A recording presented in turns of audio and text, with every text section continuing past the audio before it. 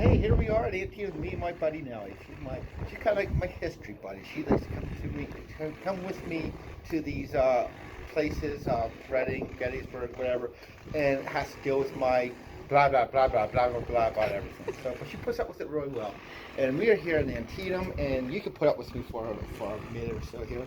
And we're up on the tower which overlooks the battlefield. It's beautiful. It's a beautiful April day. Um, Windy, slightly windy and overcast, but otherwise well nice.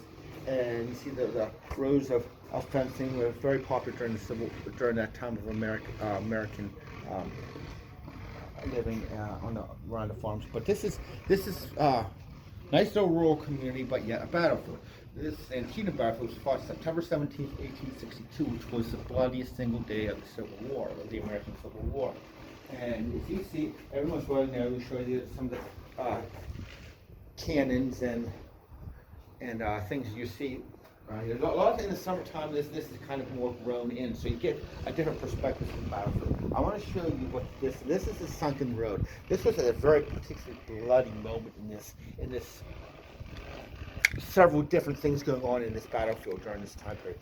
The Confederates held off, were holding off the charge. Now, for those of you that don't know anything about the American Civil War, the Confederate was the South, the Union was the North, and the Confederates are holding this area, and over 50, I believe it was about a 3-hour span with 5,500 casualties. They were just fighting point blank at each other, just firing right into each other, and this was actually covered with dead and wounded. This whole just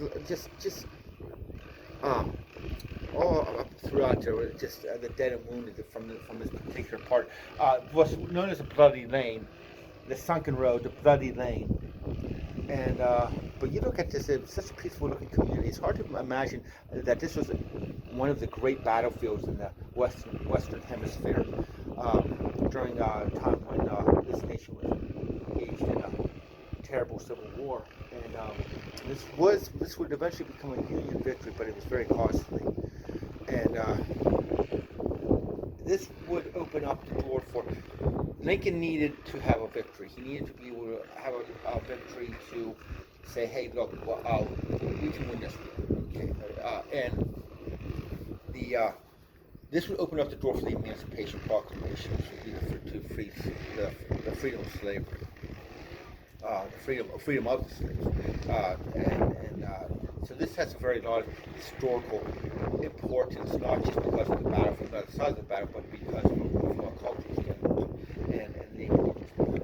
So you see this very beautiful area. You see farmhouses, places I would love to live to, other than the fact it smells like a farm area, if you know what I mean. Those of you who live in a farm know exactly what I mean.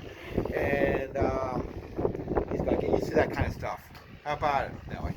We sure do. That's right. And so that's we're going to head out this way. We're going to be, I don't know if I'm going to film it or not, but we're going to be looking at Burnside Bridge, which is actually called Rohrbach Bridge. That's its former name, but became famously known as the Burnside Bridge by General Burnside, who we also get the term sideburns for. If you've ever seen a picture of him, you understand what